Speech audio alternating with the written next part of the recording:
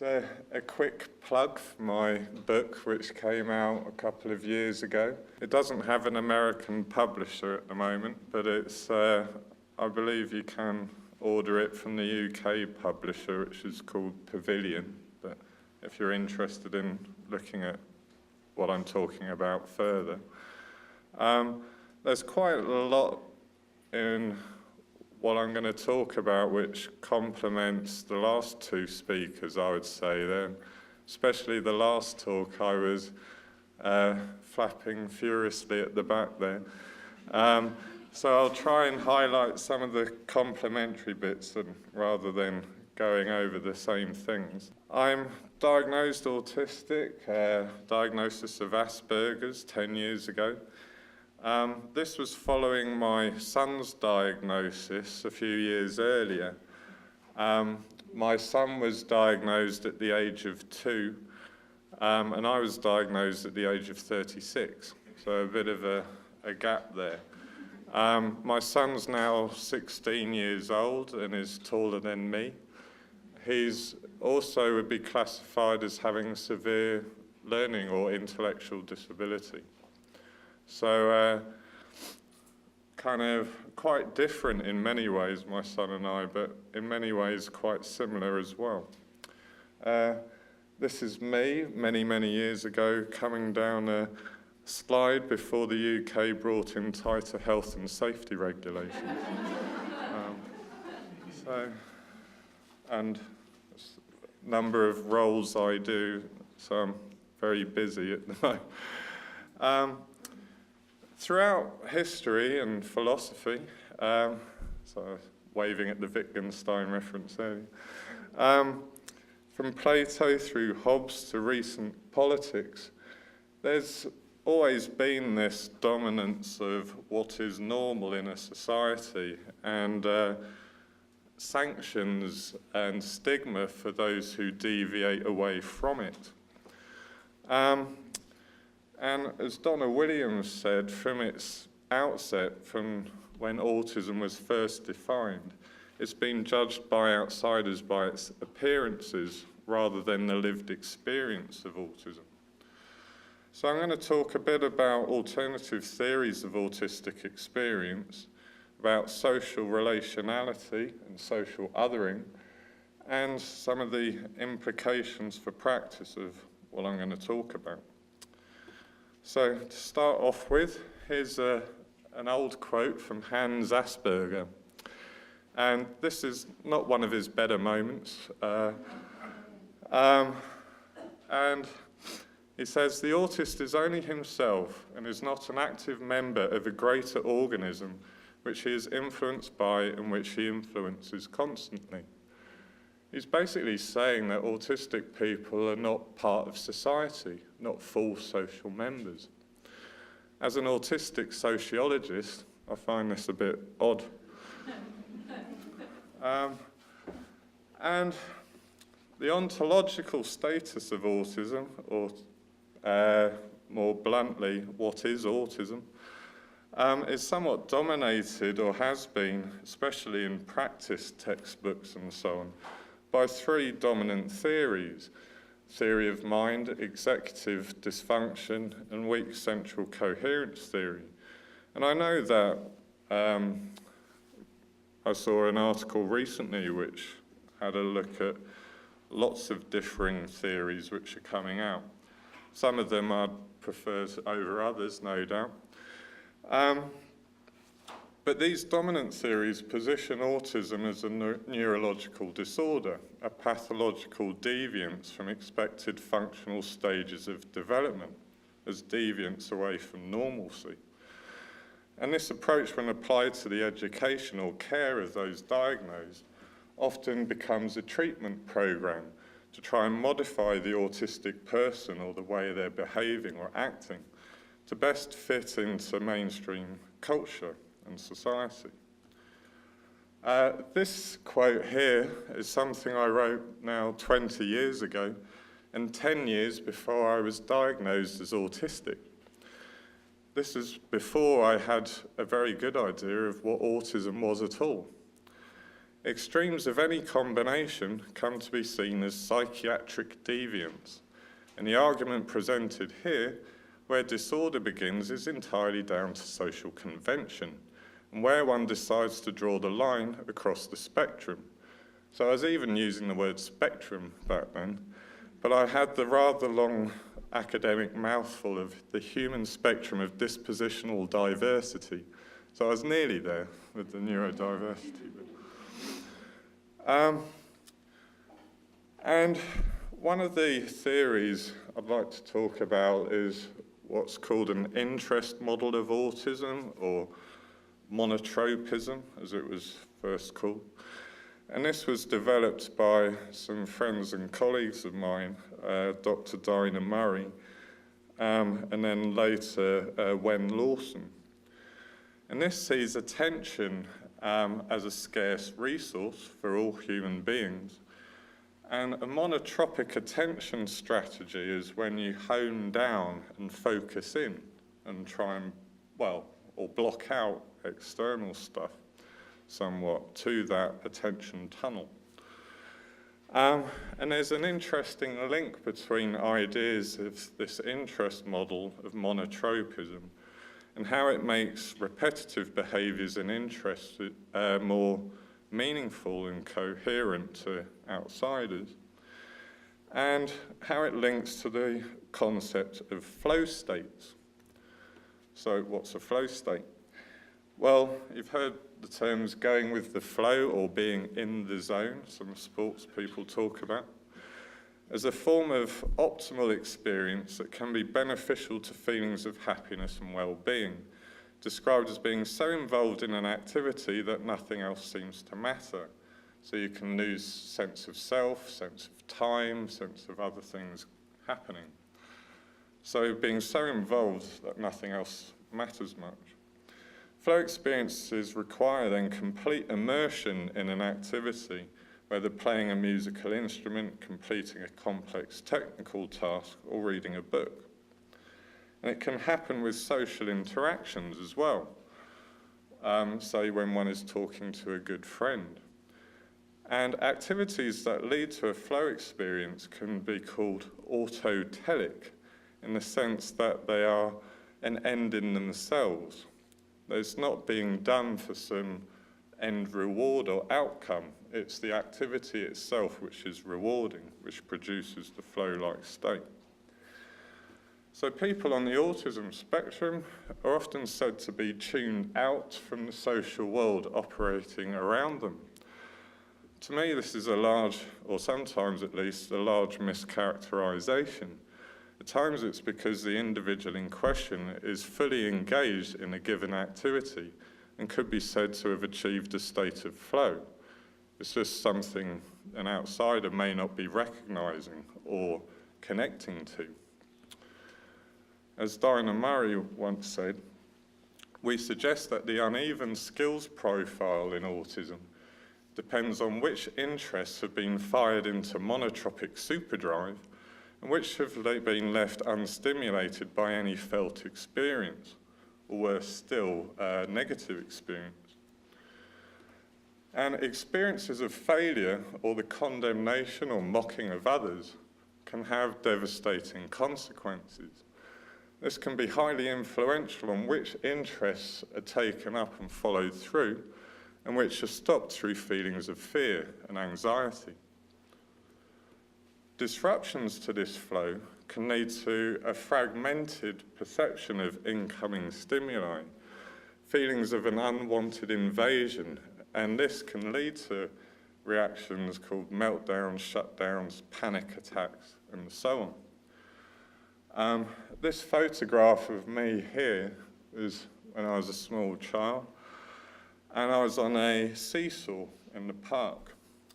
And previous to this picture, there's a picture of me looking very happy on the end of this seesaw.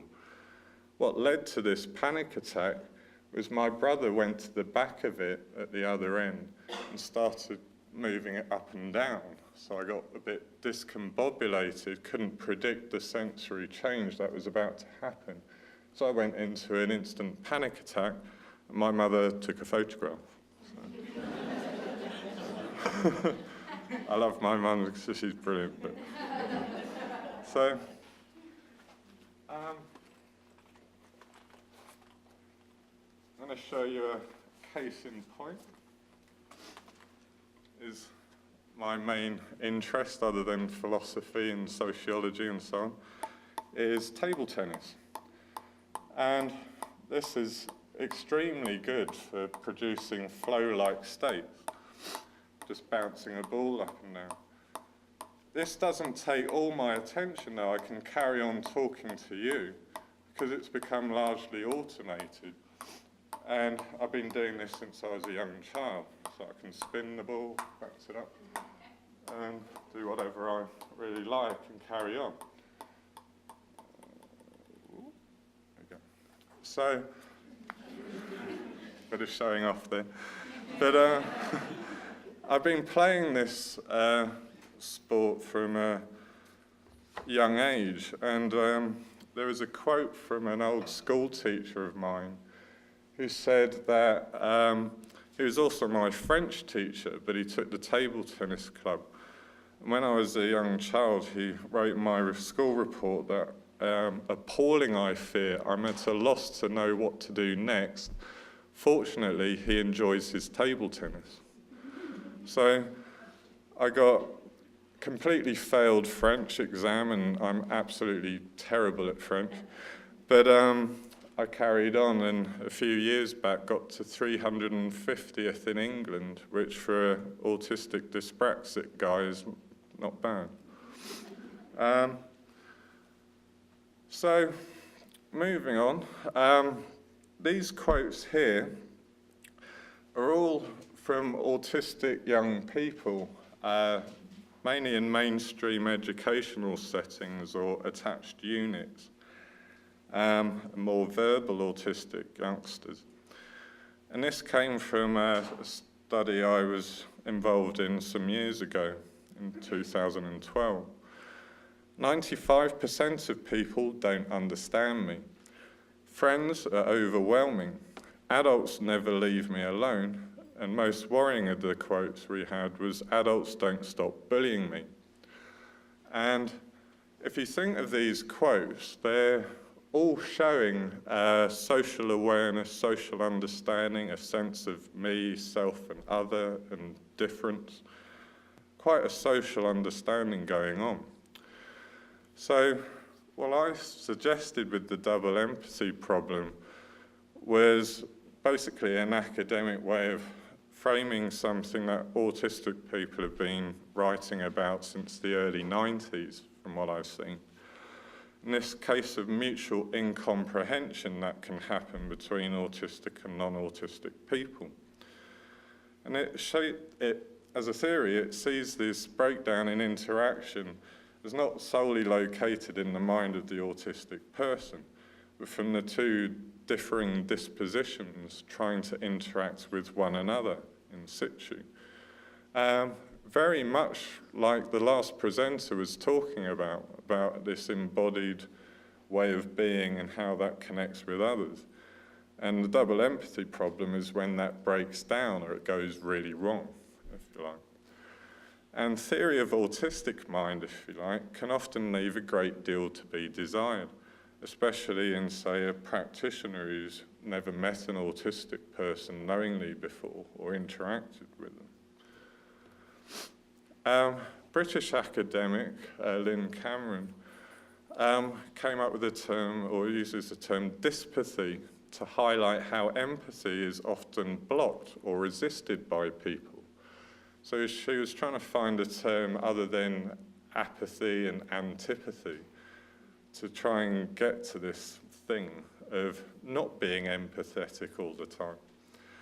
Such research supports the earlier social psychological theories of Henry Tajfel, who found that people felt increasing emotional connection to those deemed within their social in-group, while stereotyping and excluding outsiders. And this quote was from Lynn Cameron, and I thought it was a rather interesting one. If we were to be continually tuning into other people's emotions, we would be perpetually anxious or exhilarated and very quickly exhausted. We must therefore have very efficient inhibitory mechanisms that screen out most of the emotional empathy being carried out by our brains without us even noticing. She wasn't talking about autistic people there. She was just talking generally. There's an earlier one from me. It's argued here that empathy is a convenient illusion, and the phenomenon that people speak of when referring to it has more to do with language and a sense of shared cultural meanings and symbols. I could have put up a photograph of Ludwig Wittgenstein. With autistic people, especially those who acquire verbal articulacy, one often finds the sociality of an outsider, someone not in the mainstream culture or rebelling against it potentially. And it's often said that one of the most defining features of autism is a spiky, uneven set of abilities and cognitive profile, with extreme strengths in some areas and difficulties in others. But such a sociality is then stigmatized rather than seen as a potential asset within communities of practice. But we're creating communities of our own. As Ian Hacking, the philosopher, said, autistic people are creating the language in which to describe the experience of autism, and hence helping to forge the concepts in which to think about it. A sociologist I use in some of my writing, a guy called Harry Collins, points out in his writing that animals, domesticated animals, do not have the same sociality as human beings. And when he just was talking about machines, people, animals, and consciousness and stuff like that. Whilst immersed in human society, they're not able to be fully socialized in the sense one does not encounter vegetarian, arty, or nerdy dogs. They're simply just dogs. Yet a quite obvious one when looking at the sociality of autistic people is you find plenty of vegetarian, artistic, and certainly nerdy autistic people. So with our distinct interests and abilities, these involve social practices. And this includes those who are deemed non-verbal, who are often musical or artistic, or whose bodily movements, it's been argued, are a form of language themselves. But Harry Collins had a warning. The individual is a temporary and leaky repository of collective knowledge, kept apart from society for any length of time, and the context sensitivity and currency of the individual's abilities will fade. So perhaps some of the problems autistic people are facing is because of social isolation. So what he's arguing here is social isolation itself can lead to problems with sensitivity to context or the currency in one's abilities and making use out of them in a social setting. However, much social skill or behavioural training that autistic people put through is predicated upon the breaking down of social information, make it more explicit. Autistic people like clarity, structure, predictability. Problem with that is social reality is very flexible, highly quick changing reality. So it doesn't really help you learn how to navigate it very well. Recently, however, though, methods such as intensive interaction, other intervention studies and so on, have looked more at the relationship building and child-led activities and begun to challenge this dominance in the field. So how one perceives autism naturally leads to a perception of what is considered best for regard to service provision. The window of opportunity discourse has produced an ever-growing range of early interventions, stuff to do something about it early on. It's interesting to note, though, that this is a time where autistic people have very little say in the matter. So if you're a 2-year-old with no speech. And what are optimal outcomes? Much research would seem to define that as being normal or having normal, as close to normal development, normal functioning, and so on.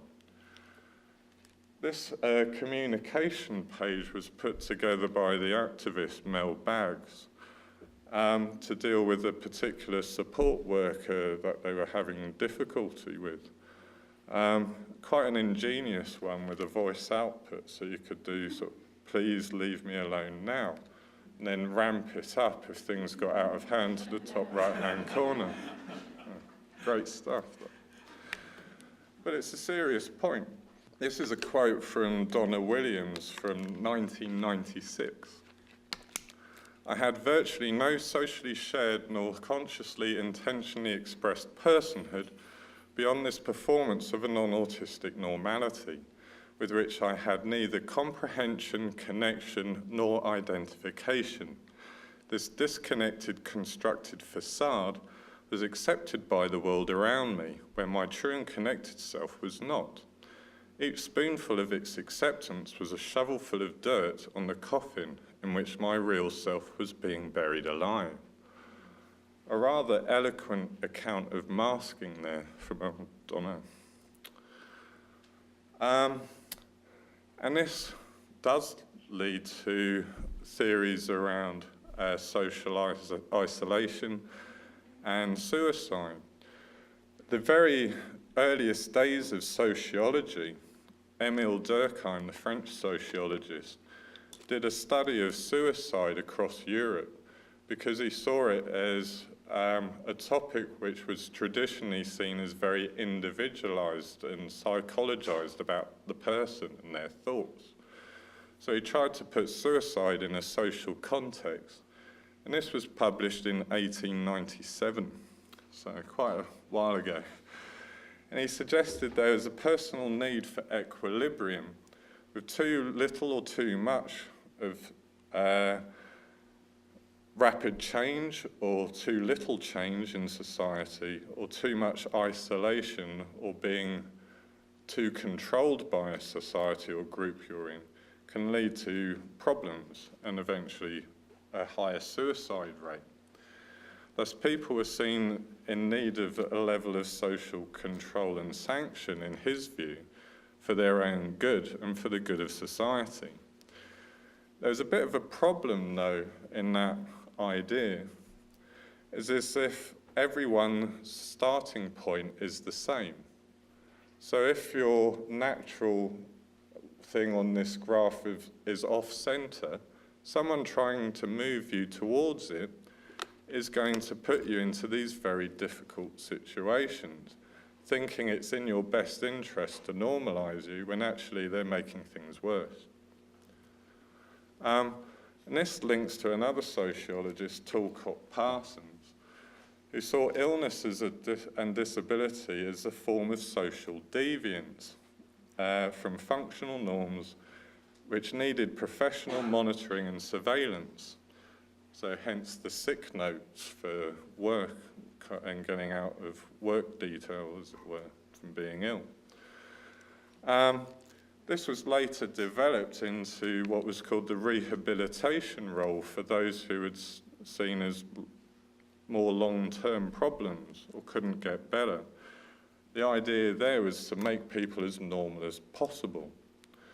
But this normalization agenda has had a significant impact on autistic people.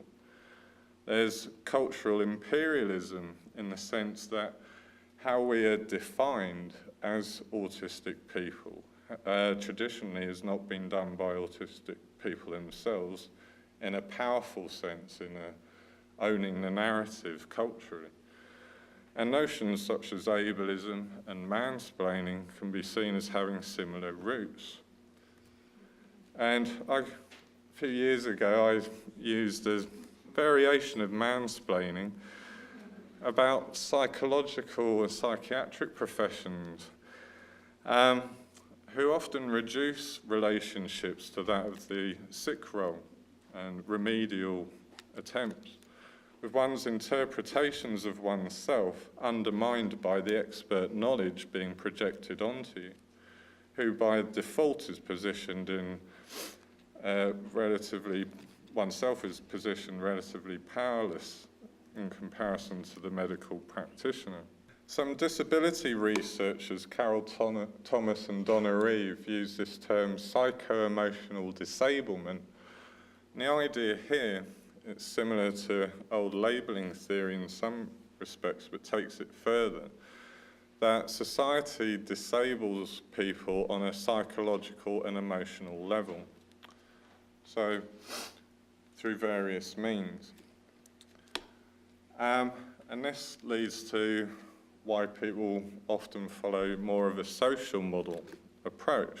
This is a quote from Michelin Mason. Because most of us are not ill at all, but have injuries or genetic conditions of a permanent nature, the goal of getting better is impossible to achieve. But changing the way we are treated as disabled people is possible. Therefore, the social model is full of hope for us. And some quotes to conclude. Jim Sinclair, grant me the dignity of meeting me on my own terms. Recognise that we're equally alien to each other, the double empathy problem there. That my ways of being are not merely damaged versions of yours. This one here was from a magazine that's run in the UK, which someone sent in. And this is to end on a bit of a more positive note. When I'm in an environment I feel comfortable in, with people who are kind and tolerant and doing things I enjoy, then I'm as happy as the next person. It's when people tell me I should think, speak, or behave differently that I start to feel different, upset, isolated, and worthless. So surely the problem is a lack of fit with the environment rather than something inside my brain that needs to be fixed.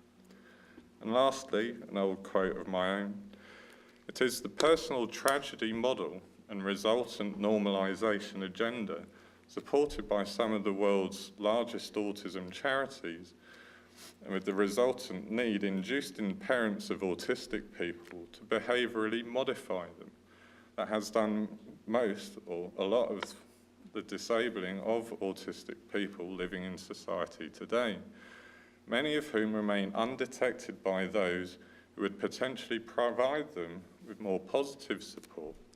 What I was getting at there was each other, the autistic community. So I'd like to end on that point. So our first panelist here is Erica Minio, she, her pronouns.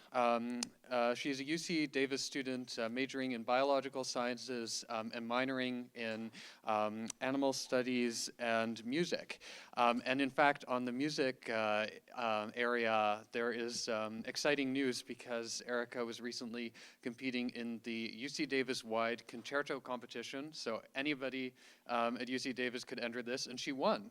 So actually, tomorrow she is going to be doing a solo Schumann at the Mondavi Center with the UC Davis Symphony Orchestra. And I believe that there are still tickets available for this if you want to talk to Erica afterwards. She has to leave because she's super busy, but she might have 10 minutes to talk to you about that. Another thing about Erica that is really clear if you get to know her is that she's really one of these people who defy this empathy stereotype about autism that's been mentioned in some of the previous talks. She has this very strong sense of empathy, especially, well, not especially, but including towards animals and people. And she is planning to move on to veterinary school. And she is a very strong advocate in the neurodiversity world. We co-founded with one other person the Autism and Neurodiversity community at UC Davis last year, which is a new peer support group for autistic students, and she's currently our vice president. So I need to welcome Erica to give a quick 8-minute talk. I should have said this before, but what our structure is going to be is I'll just ask everybody to give a quick talk because really I don't want to predefine questions. So this is for people to say whatever they think as neurodivergent people, and then we'll open it up for questions from the whole audience. So I was diagnosed as autistic in 2017, the day after my 18th birthday, and I still consider that to be the greatest birthday present I was ever given. I was never a big fan of the deficit, disorder, and other medical model language that was being used to describe autism. However, after being formally diagnosed, I was fortunate enough to learn about the neurodiversity paradigm as well as the social model of disability, and I credit both for influencing the way I view my being autistic. Yes, definitely as a disability, but also as a gift that has lent me many strengths. I just think the pervasive medical language used to describe autism and other neurodivergent neurotypes completely misses out on all these strengths. Ultimately, I think that does have a negative impact on neurodivergent people's mental health, as well as contributing to the widespread stigma against us in today's society, as well as potentially setting low expectations for us. I think the ultimate goal for certain disability-related challenges lies not in elimination, but rather self-reflection and devising accommodation to either lessen the challenge or turn it into something positive. For example, my extreme sensitivity and reactivity to noise could be viewed as a flaw or a deficit that needs to be trained out of me. Or society and I could work to listen to my body, becoming then more self-aware, and then implement accommodations or make changes to make things not only more comfortable for me, but also to highlight the innumerable strengths of such sound sensitivity. If the surroundings are too loud, I simply wear earplugs, or even avoid certain areas of the UC Davis campus that are too loud for me. I take all my exams in a reduced distraction testing environment as part of my course accommodations. In a class, I might ask my professor or my TA to emphasize a quieter classroom environment, or to let me know ahead of time if lectures will incorporate loud noises so that I can adequately prepare. Interestingly enough, my classmates have remarked that they also appreciate a quieter and more sensory-friendly classroom, as well as prior warning to loud noises. So it's almost like these societal changes, if you will, have a positive ripple effect, impacting others besides myself.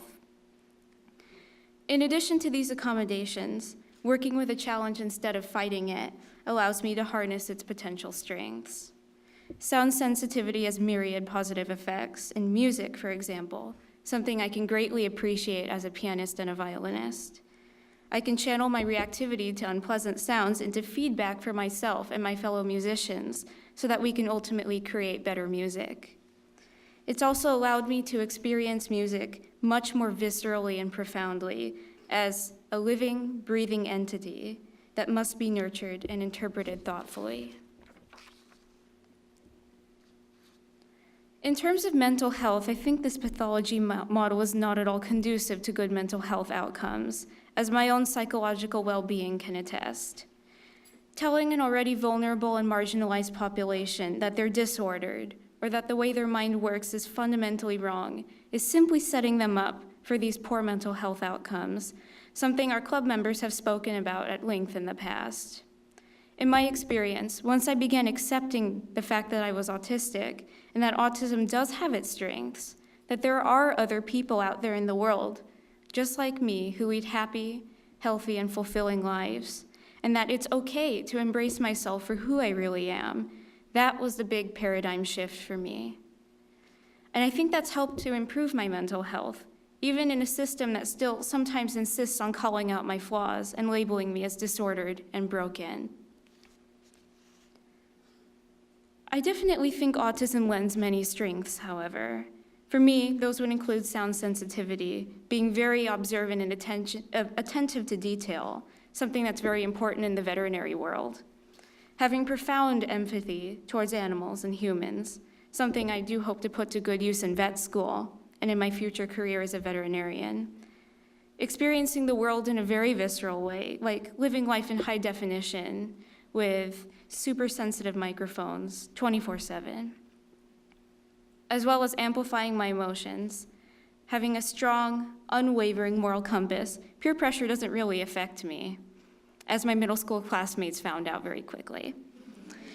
being extremely determined and gritty when it comes to achieving goals and advocating for causes that I believe in, the ability to hyper-focus on my schoolwork and in music and other academic materials, and the ability to have such profound passion for my intense interests, from cats to horses, veterinary medicine, music, nature, classic literature, and disability rights.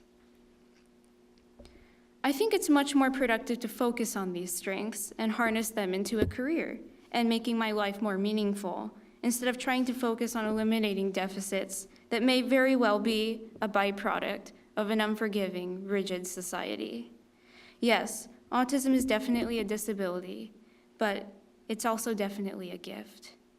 Thank you. Our next panelist is Justin Simons, him, who studied political science at CSU Channel Islands, which I actually think is an important point because there's so little of the more social of the social sciences and the humanities in the autism world, but it is such an important lens as we look at all these political and sociological aspects, so I'm so glad there's more and more of that.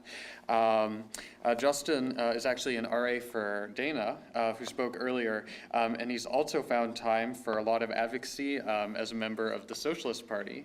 And he actually graduated 2 weeks ago, so another round of flapping applause. And he's planning to move on to graduate school to continue studying in this neurodiversity area, which is, of course, so important. So, first off, I just want to say thank you to the UC Davis Center for the Mind and Brain and the UC Davis Mind Institute for allowing us the opportunity to speak on this panel today. I understand it is a privilege to be involved in this, and I appreciate the sincere efforts made to include neurodiverse advocates in such an important discourse. Personally, I want to have a special thank you to Dr. Dana Baker, who without her support and encouragement, I would not be here today. And I want to thank Patrick Doyer for allowing me the opportunity to speak here today. So thank you all very much. I suppose I should start briefly with the who, the what, and the why. So the who, really quickly, my name is Justin Simons. I am 28 years old. I was an undergraduate research assistant for Dr. Dana Baker, and now an alumni, officially, of California State University, Channel Islands. I have a bachelor's degree in political science and will be pursuing a graduate degree in public administration, pursuing concepts of neurodiversity. The what? I'm a political activist involved with the Socialist Party USA since 2010. I have been involved in political activism for more than a decade, from the Occupy Wall Street movement to organized labor to the anti-war movement even. Politics have played a very large role in my life over the course of this decade and oftentimes involving extensive and complex issues.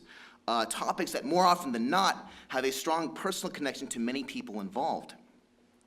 In the context of neurodiversity, which is now becoming as much of a political issue as it is an issue of social inclusion, the matter of personal connection takes on a new meaning. The conceptions of neurodiversity being a sociality, as opposed to simply being a matter of condition, assuming a place in the annals of identity politics as a facet of social and political development and empowerment, really establishes new pathways for navigating new conditions and new frontiers. This new frontier is the frontier of the mind. And as someone who is autistic, this issue hits quite a bit hard for myself and my family, as well as my fiance, who is here as well, who is also neurodiverse. So this brings me to the why. So I was born on July 12, 1990. And what I was unaware of at the time was that on July 26, 1990, just 14 days after I was born, the Americans with Disabilities Act, the ADA, came into force under law. For those of you who don't know what ADA is, in short, the Americans with Disabilities Act was a landmark piece of legislation built upon the shoulders of extensive civil rights legislation and movements, including the Civil Rights Act of 1964. In short, the ADA made it illegal to discriminate on the basis of having a disability and delineated the rights of individuals with disabilities, as well as the rights and expectations of businesses and institutions interacting with individuals with disabilities. Since the passage of ADA, as well as the ADA Amendment Act of 2008, countless millions of people have benefited immensely, as access to infrastructure and opportunities for individuals covered under the ADA have definitively improved in many other aspects of our society. What I didn't understand at the time, and from what I understand now, is that the interactions that have been taking place my entire life, from my education to the way I interact with my boss, had really been a product of a public policy. Though based on what I know today and what we might potentially know in the future, the definitions of autism and neurodiversity are in fact changing, not just as an understanding of sociality and a community, but in terms of how institutions and the economy interact with the neurodiverse community, as the neurodiverse community is in fact redefining itself. This, of course, brings me to the topic at hand, and that is the topic of neurodiversity and self-advocacy. More specifically, neurodiversity and democracy, and the conceptions of identity politics and how it will affect, and the effects of which it will have in public policy. Granted, the details of which are very, very hard and minutiae, and I'm going to be very, very quick about it because there's a lot to talk about. Okay, let me get down here. So, democracy and definitions. The reason why I alluded to the ADA specifically is because it is a definitive example of a nationwide public policy in which individuals of neurodiverse communities are generally covered under. But with the changing definitions of neurodiversity, and moreover the development of a grassroots neurodiversity movement, there arises new challenges to manifest institutions that will enable and empower neurodiverse communities and will require the involvement of neurodiverse advocates participating in its construction. New laws being made, new standards being set, and institutions, programs, and policies flexible enough to meet that demand. Why is the conception of inclusion and democracy, the reason why the conceptions of inclusion and democracy are so important are because those laws, programs, institutions, etc., will require an input on the part of the subject under said laws, so ourselves. Understandably, that is in fact asking quite a lot regarding a great number of inflexible institutions. Given the state of politics in the United States today, and perhaps moreover the state of politics in the world, certainly that lends a degree of credence to that perspective, but not without hope. When I was diagnosed with autism at the age of 6 in 1996, looking back on it, I found it strange that no one had ever bothered to explain to me exactly what autism was. In fact, despite visiting a number of professionals throughout my life, I was never told what my condition actually entailed,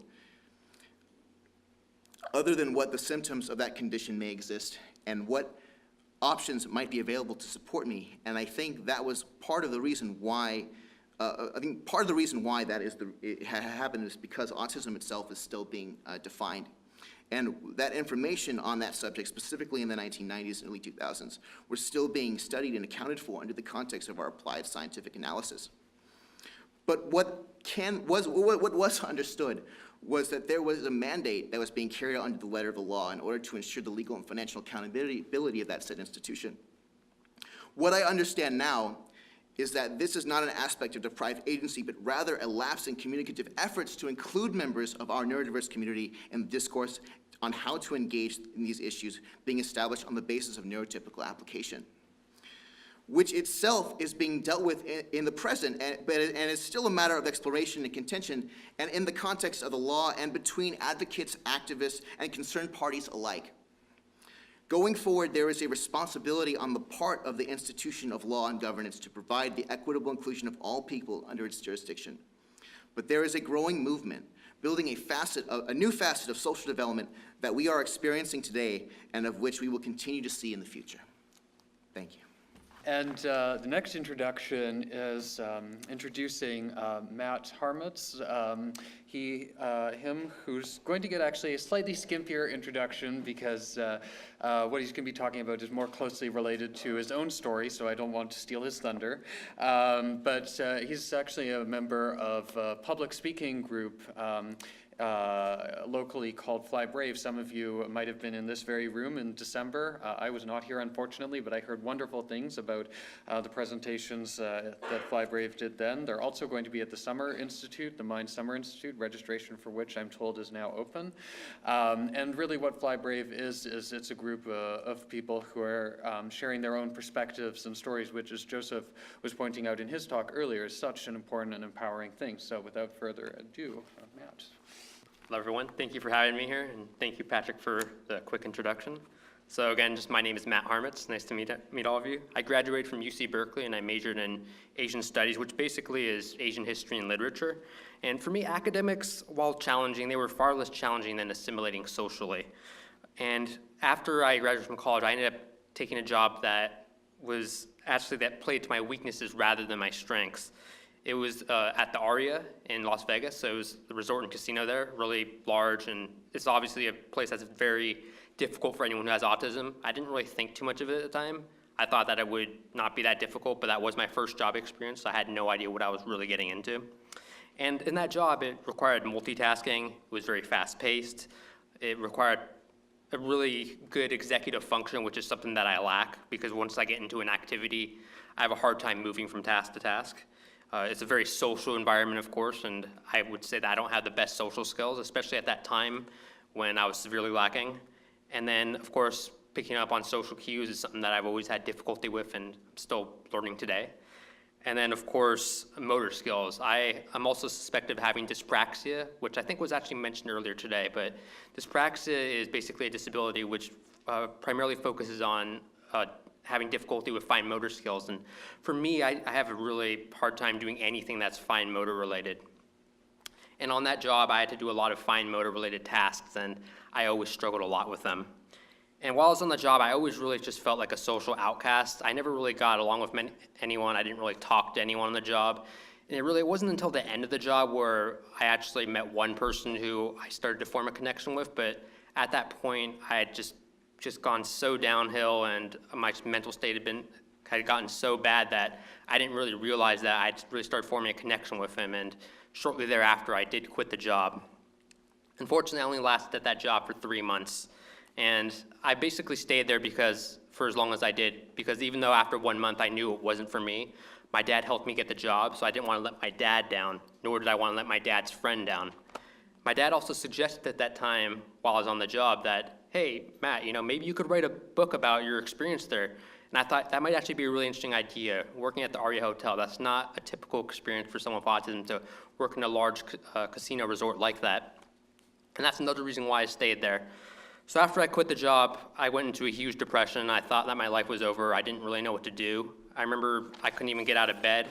I felt like there was an invisible rock on top of me. It was a really difficult period of time in my life.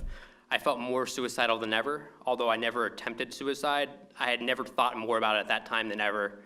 I remember just looking shortly after I eventually got medication. I remember just thinking about overdosing because I didn't know what to do. I thought that no one cared about me. Thankfully, I did eventually get out of that period. I did meet with psychiatrists. I started getting medication, of course. My mental state started getting much better.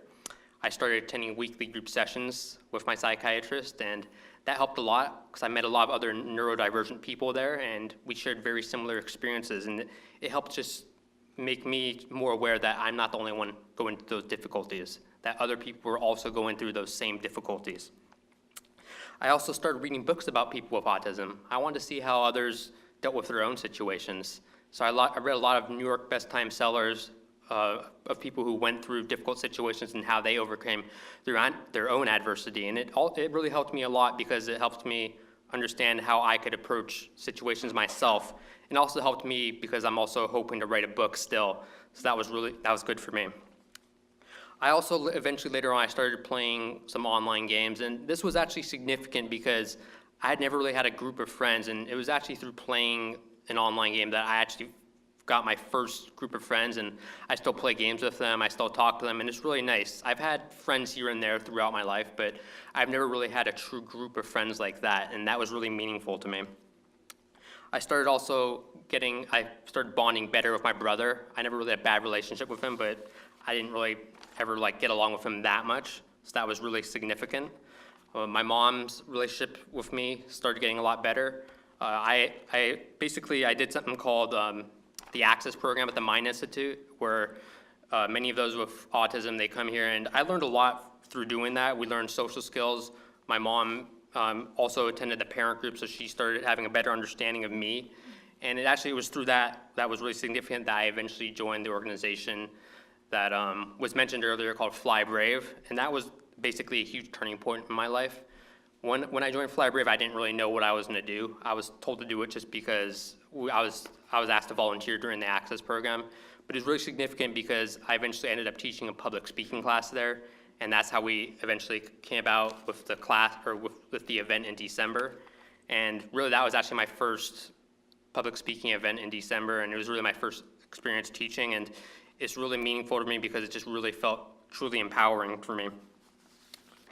I also met John there, and that's Vanessa's wife. Vanessa's the runner of Fly Brave, and that was also very significant because meeting John, he's also a public speaker. I started feeling a lot better about myself having met him, and he also just gave me a lot of tips, so things started really looking up at that point. As I mentioned, I started teaching the class and started feeling a lot better about myself. And actually, I remember talking to my parents. It wasn't really until after that event in December that they really started seeing that this is actually maybe something I could do. Maybe Matt could have a career in public speaking. They weren't really supportive of it because they didn't really see it as a typical job. You know, people don't really just go and, you don't apply online for a public speaking job. That's not really how things work, of course. But I think having seen that event in December, they realized that, wow, maybe Matt actually does have some talent in public speaking. Maybe it is something that he could do, and maybe it is something that it can help change the world with him speaking about autism and his own experiences, and really just showing people out there that there is hope for those who have struggled and that it's not the end of the world. And I think really, it wasn't until actually after this that I really finally started to accept myself. I'm really glad that I went through that job experience. Quite frankly, yes, it did suck. I wouldn't go through it again, but I learned a lot from it. I wouldn't take anything back from that because I don't think I would be the person I am today. I wouldn't be here had I not gone through that experience. And I think the most important thing that I learned is just to not let my weaknesses overwhelm me and instead look toward my strengths. And of course, not to victimize myself because I know that I am capable of doing great things if I really put my mind to it. Thank you. Thank you so much, Matt, and particularly appreciate your confidence in us and sharing those personal details about your story. We really, really appreciate that trust. And then last but not least, Adam Scheidler, he, him, or they, them, is our final panelist, of course. He did his undergraduate studies in Hawaii and is now in a master's program at San Diego State in the brain development imaging labs. So he's being mentored there by Ruth Carper and Ralph Axel Mueller, who some of you, if you are into brain imaging, might be very familiar with, very well-known work. And he's doing autism research focusing on diffusion tensor imaging, which is like looking at brain connectivity. But I actually mainly know Adam through conversations mostly on Facebook that go well beyond that stuff, and I've found him to be quite a fascinating person to speak to because he's a very subtle thinker, very non-dogmatic, accepting uncertainty and the true complexity of the world. So I'm sure what he has to say will be very much in those lines. So thank you so much for being here. I'm very honored. I don't think of myself as a particularly remarkable individual, and yet here I am on an influential panel. So it's been it's been a very emotional experience these past few days. I've been so just caught up in what am I gonna say, what am I gonna do, I don't know what to do, and it's kept me up like at least 3 days. I got no sleep the day of my flight, but I never get any sleep, so it's like, and now I'm thinking to myself, all these people with really great speeches, they all have something to write down, they all had something written down. Okay, maybe I should write a speech in like 5 minutes that I have, but so I'm just like sitting here, I don't have an idea, what should I say? There's all these kind of things I can do. I could talk about this, I could talk about that, I could talk about that, I could talk about that. What should I do? And then the very simple idea comes up, why not just talk about what I want? I don't know. So I guess maybe I can start with, what is autism to me and what does autism mean for me? I mean, I feel like a large part of my life has just been about who or what am I? So when I first was in school, I made a lot of friends at the beginning, or who I thought were friends, and then all of a sudden after, not even a month, all of a sudden they started talking behind my back and saying this or that, and then I was like, what? Then they started calling me weird, and they called it all these things, shut up, don't talk, blah, blah, blah, blah, blah, and it's like, okay, so am I weird now? All right, I'll go with that. Then all of a sudden, sort of towards the end of that year in kindergarten, in first grade, all of a sudden people were like, oh, you actually have ADD. And I was like, okay, I'll just say I have ADD. And then I was walking through that till about 4th grade. And then all of a sudden, through the intervention of a 4th grade teacher and through a conversation he had with my mom, he was like, oh, he actually has Asperger's syndrome or autism. And I was like, okay, I guess I have autism now. So and then I started researching it a bit more, and then I started liking all these fascinating things, and I was like, oh, people are intelligent and smart, blah, blah, blah, blah, blah. I was like, that's real cool. But I also have this, what I like to call like a devil's advocate in the back of my head. Like, I always like to accept things, but I also, for whatever reason, I kind of like to counterbalance stuff. So I'm like, here I am, being all happy about all these potentially good things about autism, such as mental benefits and things like that. And then I have to look at myself realistically and be like, I'm a student who procrastinates like crazy. I don't have any special talents other than what I talk about. I play games, I'm not that good, blah, blah, blah, blah, blah. So maybe I'm not that amazing or whatever. And then it's like, okay, whatever. And so like, I don't know, like I was cruising through most of elementary and middle school. And it was just like, what do I want to do? I don't know what am I? What do I want to do? People don't want me. People don't want me here. People don't want me there. What do I do? Well, who am I? What am I doing? So I eventually started, it was in 9th grade when something really started to click, and I guess I kind of was just like, whatever I see people doing over there, those people who are playing on the playground, those people who are talking, those people who are, like, I want that. I want to participate in that. That's what I want.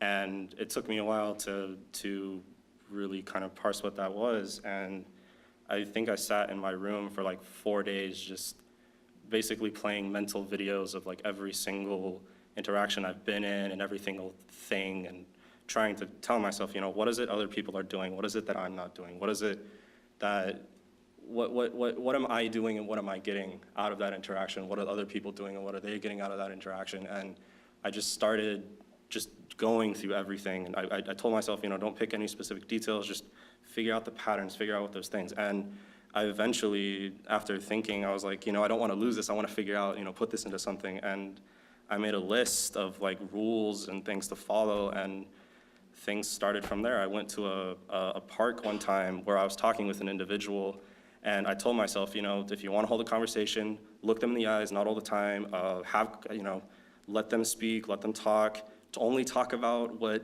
they are talking about. If if they mention games, don't all of a sudden start talking about the philosophy of games and what the games mean and blah, blah, blah, blah, blah.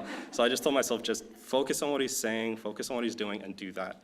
And I did. He was playing a game of, like, I don't know, Family Guy or something, and then I started talking. I barely knew anything about Family Guy or what it was, and I just had a conversation with that, and it's like, this conversation, he didn't back away, he didn't tell me to shut up, he didn't tell me to leave, and I'm like, this actually was, did something work? Did something happen? Like, oh my God, it was like, oh my God, this is really going.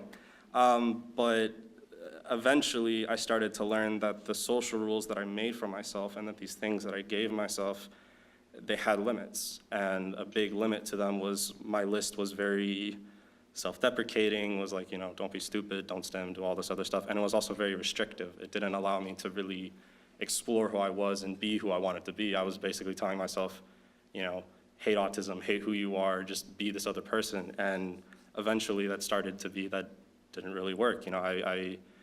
Maybe you can call it the inflexibility of thought, but I felt like if I didn't get things perfect, or if I didn't, if I got up, all weirdly or something, then all of a sudden people were like, oh, he has autism, don't bother with him anymore. And I don't know, like, it's been a wild ride. In high school, I found a social group in band, and I got fairly involved with them, and that was fine, but I would have recurring bouts of, like at the beginning of the week, I'd feel like I can talk and I feel like I could do things, but then towards the middle of the week, all of a sudden I'd be like, oh my God, I don't know what to say, I don't know what to do, I can't, all of these, the very automatic, you don't have time to process what's being said in a conversation, you don't have time to think about what you're saying, so you have to deal with these, this very flow-like state, and you have to be in that if you really want to talk. And it's taken me a while to really trust that, and it's taken me a while to really go into that, because I like to be slow and I like to be methodical. And so, I mean, I had that group, that was great, and then I went to college, and then it's all of a sudden like I went back into a bubble again. People, I would go to college and I'd be in the dorms and I'd be like, I I would want to approach people and I'd want to talk, but I think it was all of those middle school and elementary school years of having approached people and not, you know, I mean, maybe no fault of mine, maybe whatever, but just being rejected, and I didn't want to be around people. I could talk with them pretty well if like just the group kind of formed, but if I had to do it on my own impetus, then it was very difficult. And what I started to learn in college is, no, you have to act on your own impetus. You have to act on who you are. You have to have this thing, because people aren't just gonna come to you. If you just sit and you sit on your own, nobody's gonna talk to you. That's just how it is. It's not that people wanna pity you or anything, it's just how it is. And I sat in fear for most of my college life. And you know, I thought if I could convince people I have autism, maybe things would go. If I talk with people about my insecurities and my things, maybe that would work. But then all of a sudden I started learning you can't talk about all your insecurities because people aren't, you know, therapists and things like that. So it's like all these things that I have to figure out. And so, you know, I joined band again because I thought maybe that would work. But then, you know, people would tell me that I'm fine and people would tell me that I'm okay. And then it's like, okay, but you know, once you tell me that for that day, I'm fine. But then once we go to another day, it's like something new comes and like, then everybody breaks into the group and I'm like, who do I approach? Who do I talk to? I don't know. So many things, I don't know. And so I don't know, like, I mean, people then started suggesting, oh, you don't seem to have autism. You know, you seem to be fairly, you know, talking right and whatever. And I myself, I like to, you know, I like more of a bottom-up approach. I like to, you know, look at the evidence first and go like, yeah, they're making a good argument. Maybe I'm not. But the problem also is I have a very ruminative style of thinking. So if I don't, so I tell myself I like to go on something, but I also know I'm biased. And for whatever reason, if I don't like the conclusion, then I start looping back into doing multiple things. And it's like, So, you know, I was telling myself, accept it, but I wasn't. And I had this entire, you know, I think I'm autistic because of my past, but then people are not saying I'm autistic because it was this giant dialogue for like more than 4 years. And I still don't know where I'm at. You know, a very eye-opening experience I've had.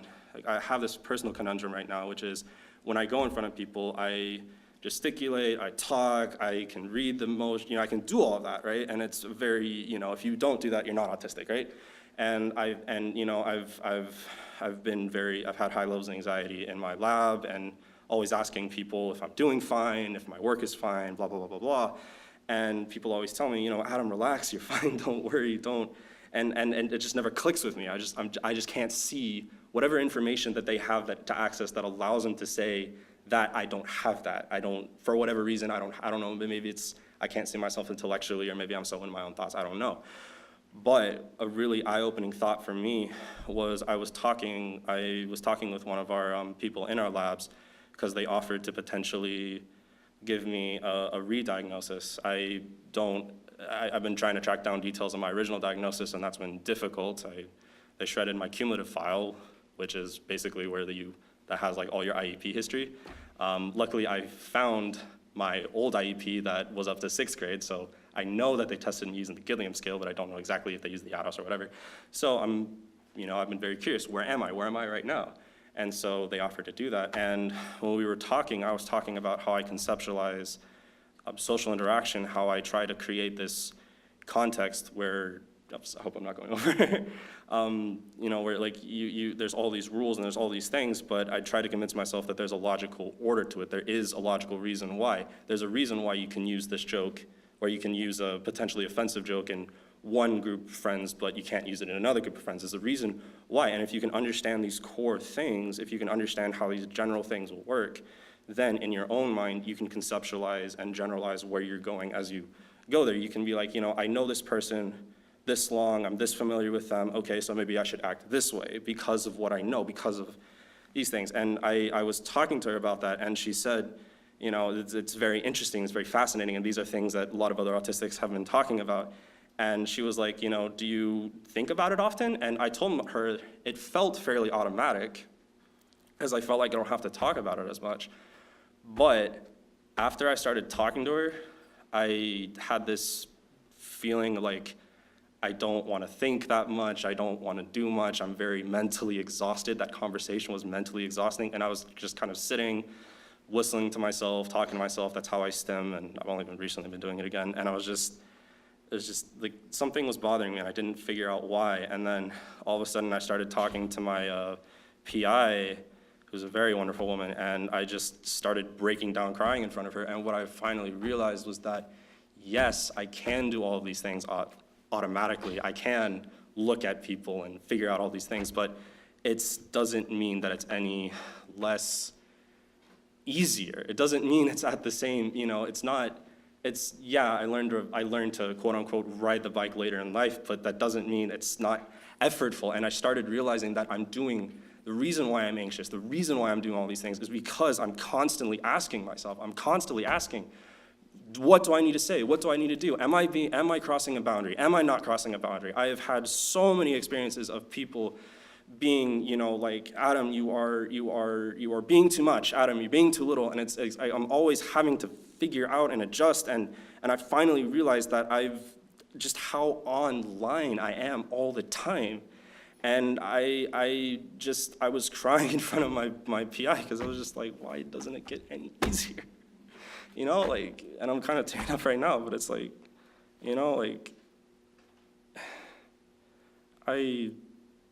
I would like to get to a point where the ability to interact and the ability to relate, I feel like I can relate well to people, but I would like to get to a point to where it does feel real and it does feel automatic, and I don't have to think that much, and I can just do it. But I've had to grapple with this idea that no, it won't. I can relate and I can talk, but the reality is, if I'm autistic or not is irrelevant. The true idea is what are my difficulties and what are my actions? And I can state, if autism is disputed, that's fine. All I can say is from my own experience, it is difficult. And I'm constantly having to do it, and I'm constantly having to figure out if I'm too much, too little, or this or that, and it's so mind-boggling. You probably have an idea, because I'm pretty sure you guys do it on your own basis, but it's so, yeah. So, but I'm also starting to realize that maybe that's not a bad thing. Maybe I can be me, maybe I can be Adam, and maybe being autistic is fine, maybe being autistic is not. Whatever it is, I'm just me. I have no idea what I am, I have no idea what I am. I very much envy people who can say I'm autistic and I know this is about me and this is who I am and I have a strong sense of it, and I envy that because I feel like I don't have that, but I'm also telling myself that's fine. I don't have to have a strong, maybe my identity can be as I experience myself right now and as I change and go from place to place. I don't know. So that's me. That's what I think. Thank you. Thank you for such a good panel, and I want to also tell the audience that, to be honest, I was supposed to be one of the panel members here, but because of something that happened, my name is Phoenix and my pronouns are they, them. I was supposed to be a panel member, but something happened last week. I was in another panel, and so I'm facing through a lot of distress, and so I couldn't speak, but that was very nice of you to all the discussion was very nice. Sometimes I wish because we were talking about this thing, and thank you for your speech. No questions. I'm a mom of a 16-year-old boy on the spectrum who thinks it's the worst thing in the world, and therefore struggles with his identity and finding people. What advice do you give to parents helping through those teenage years when he doesn't want to connect with the community? I think would bring him a lot of relief, but at this point he's not ready. I guess for my thing is something I've really learned about myself and with other people is you can't really make people change unless they want to. So, and that's been a very difficult thing for me to grapple with, because it's your life's bad and you're thinking this, and if you think this, you'd be so fine, and why don't you do it, right?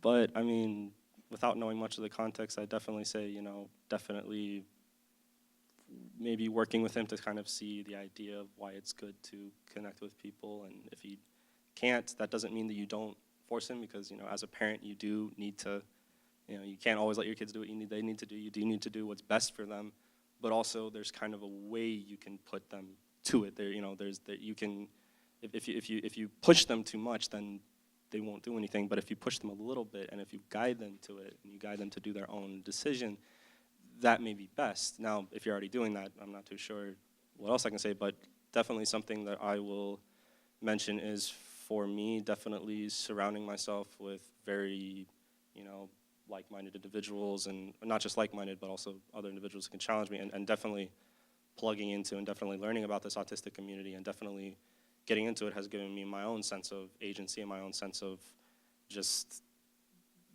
you know, I don't know what to say.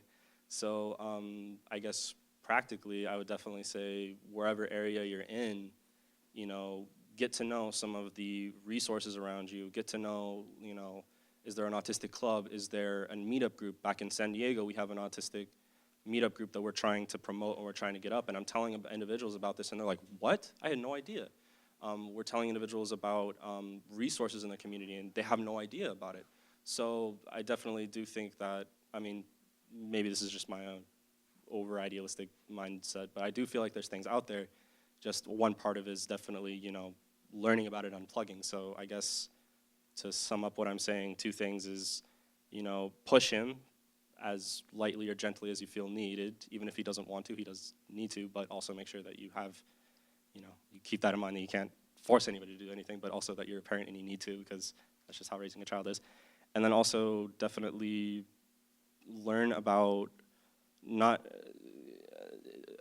organizations that are led by individuals who are neurotypical is perfectly fine, and I definitely would encourage you to seek those out, but also look for organizations that are headed by individuals who are on the spectrum or who have that kind of thing. Not blindly saying that they're on the spectrum, therefore it's good, not that, but that they're on the spectrum, and as a great quote that Damian Milton, I'm like a fan of, said one time, is like, you know, like, you know, anyway, yeah, so sorry.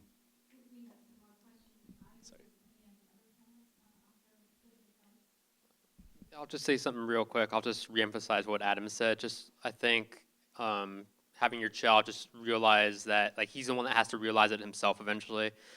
He's the only one that could make that decision. I know for myself, back then, I think my parents also encouraged me to try to do things like that, but I was reluctant to do so, and I didn't. And now, in hindsight, just I know where I am now. Now I would be willing to go out and do those things, but that's just because I recognize how important they are. So I think just the most important thing is hopefully trying to get him to realize how important it is, and hopefully his just mindset changes around that. I guess coming from my experience with my own parents, you know, they always try to have the best interest of my interest in mind.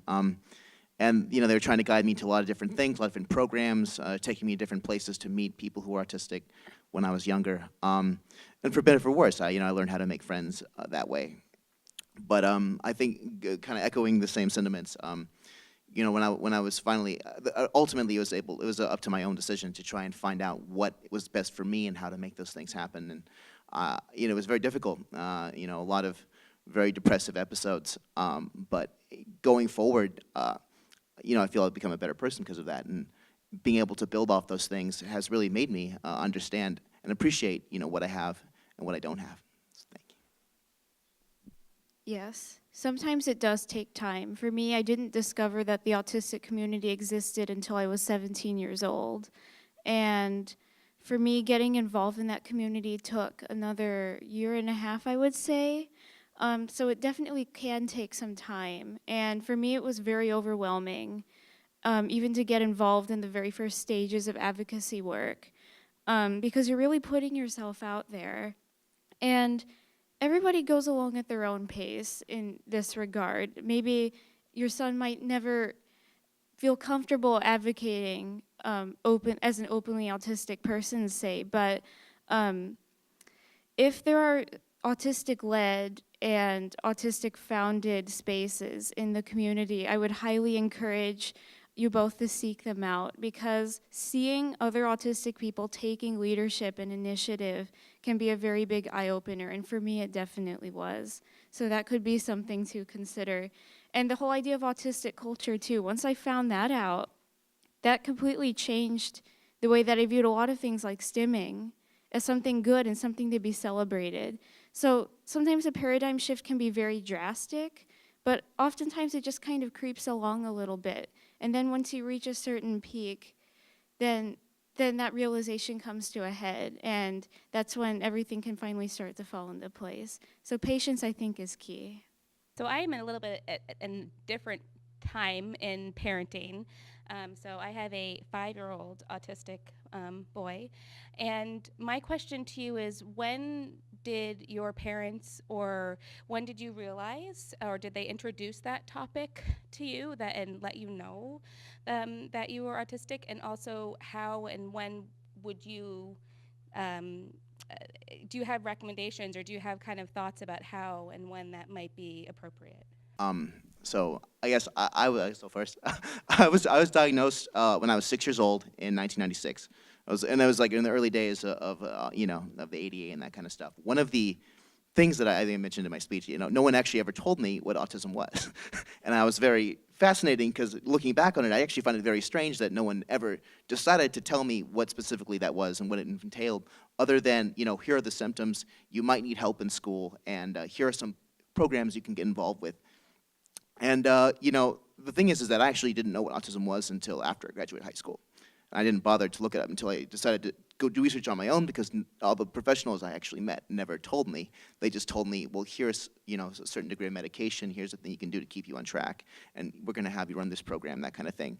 And when I was in high school, it was very depressive, because I always found myself alone and without people to talk to. And had I known that there was something like this, an autistic community, autistic culture that exists outside of my very bleak world, maybe perhaps it would be a little different. I think the challenge is, when I came to realize myself, and I understand that now it's become a more understood issue, especially with professionals and academia and the institutions of medical care alike, it has now become more accepting, more open to engage people, not just as subjects of a policy or subjects of a program, but rather as individuals and as people.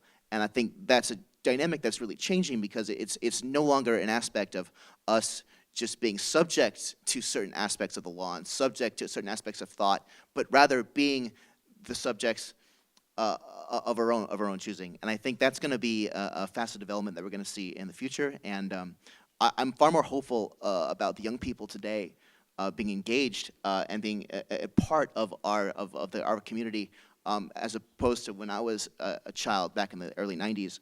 I think that there's a far greater chance of creating acceptance and creating that sense of community, and I'm really hopeful in that. Well, I was diagnosed pretty late, the day after my 18th birthday, but I think my family, as well as my preschool teachers, had some suspicions when I was younger.